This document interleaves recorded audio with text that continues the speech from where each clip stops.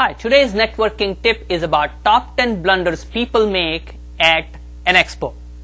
Hi, my name is Manish Bakshi and I'm the co-author of the book Network Your Way to $100,000 and Beyond with Chuck Gifford, President of Local Business Network. Here are some of the common mistakes I see exhibitors make when they go exhibit, have a booth at an expo. The first one is not knowing your target market. If you don't know your target market, you don't know which expo to go to. The second one is your target market going to be at the expo? And some people don't realize it and they may go to an expo or a booth, have a booth there, and unfortunately their target market isn't there. You're going to be wasting your time. The third is not having an attention-grabbing headline at your booth. Your company name is not the headline. The next is not having a call to action. When you have people coming to your booth, what do you want them to do? What is the process for follow-up? Will they give you their name, email address? Will they put their name in a drawing? What will they do coming to your booth? And then the next part which you want to be clear about is you want to have some way of qualifying those people. If you cannot qualify the people, you just collect business cards, you've wasted your time. Let me give you an example. If you are giving away a free ticket to Bahamas, well, everybody is going to put their name in that drawing.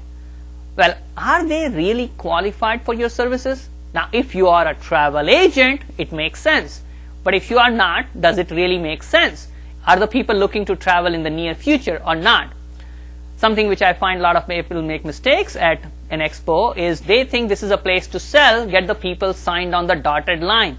I've been chased by hungry, ambitious people at times where I'm like, I don't want to be near this person anymore because they want me to sign up at that expo. They haven't built a relationship with me, and that's another mistake I see people making at the expo when they have a booth or are planning to exhibit at that place. Another one is people stay at their booth and don't really go and mingle with other people. They may be standing behind the table and just waiting for people to come.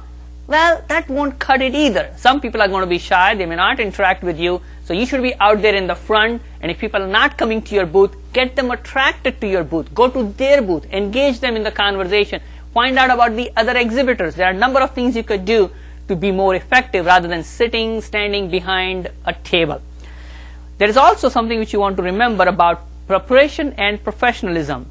If there are other exhibitors in the same place and they have some fantastic displays and you don't have a good one, that may not give you your good impression. You want to have a good impression, and that's important.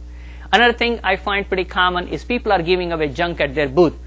Now, I'm not against giving away good stuff which people would value, but if you're giving away things which are like trinkets that people don't really need in their business, it doesn't qualify them.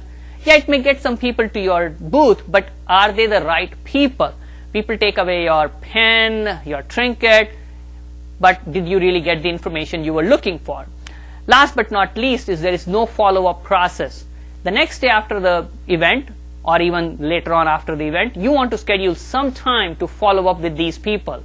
You have a process, maybe a question, a call, an email, a letter, something to do a follow-up with everybody that you thought was worth your time. So these are some of the blunders I see people make at expo. I hope you don't make them, and then you can really triple your response from participating in an expo. If you enjoyed this clip, and there are other clips as well, 52 clips about networking at www.networkingseries.com.